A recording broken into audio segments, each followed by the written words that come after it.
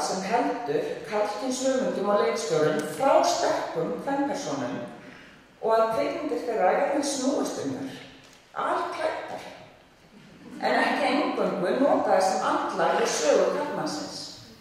Elísabet Rónaldsdóttir, kvikmyndaklippari, gerði hlutverk kvenna fyrir framan og aftan myndavélina að umtalsefni í ávarpi sínu á opnun RIF í gær. Hún gagnrýndi iðnaðinn fyrir skort á sterkum kvenkyns aðalpersónum, en ekki síður gagnrýndi hún skort á kvenleikstjórum og rithöfundum.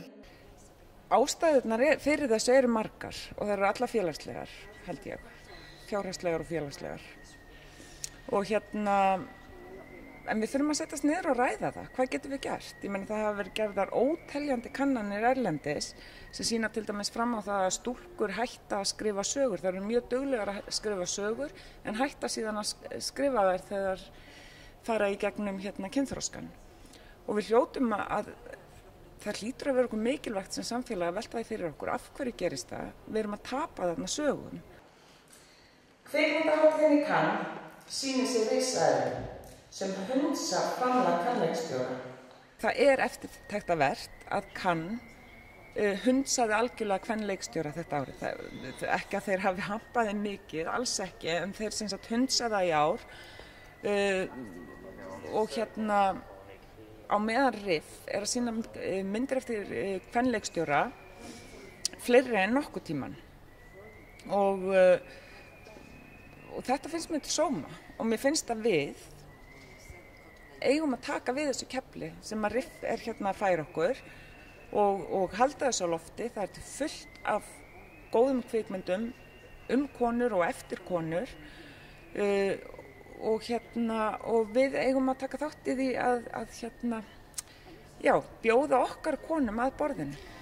Meðal kvenleikstjóri í ár er fransk-íslenski leikstjórinn Solveig Ansbach. Mynd hennar, Queen of Montreux, var opnunarmynd hátíðarinnar í gær.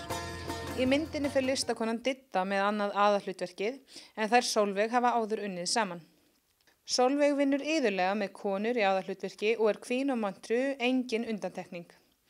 En er hún sammála Elísabetu að viðhorfsbreyting til hlutverks kvenna í kvikmyndum sé nauðsynleg? As a woman director, I think I have a big responsibility of the characters that I draw, so it depends on me, what kind of story do I want to tell and what kind of women do I want to show on screen. And the choice of showing Didda on screen is not a coincidence. I mean, it's a real choice. What is it about Didda that makes you want to work with her again and again? I just love her. I think she's an amazing person. I think she's a rock star. And I'm very amazed that nobody sees it in this country, in her own country. I don't understand why people don't, give her parts and make her shoot. Because outside of Iceland, she's a big hit. I just want to find my fucking suitcase. It had my wedding dress in it.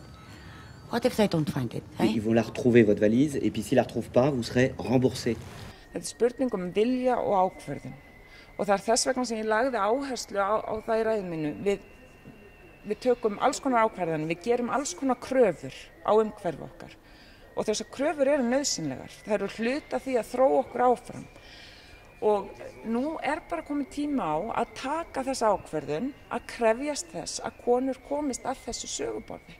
Þetta ekki flóknara, það þarf bara viljan og ákvörðunina.